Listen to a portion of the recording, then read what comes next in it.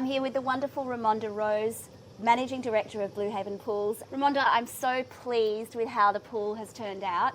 How would you describe what we've created here? This is a heated plunge pool that doubles up as a spa with some jets along this seated ledge.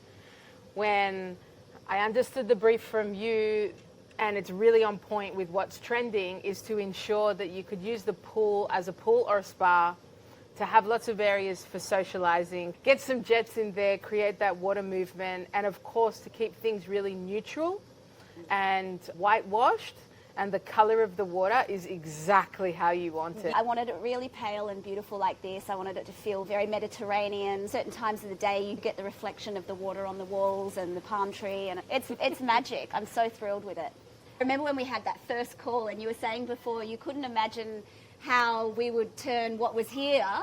It was all vegetation, it was tropical, it was dense, it was dirty and old, and there was an old cabana here. Like, the transformation is pretty phenomenal. I think it's definitely added so much value to the home. So you guys totally nailed the brief. Thank you very much for having us create something this amazing for you at your home. We wish you many, many years of enjoyment with it. Thank you. Thank you so much.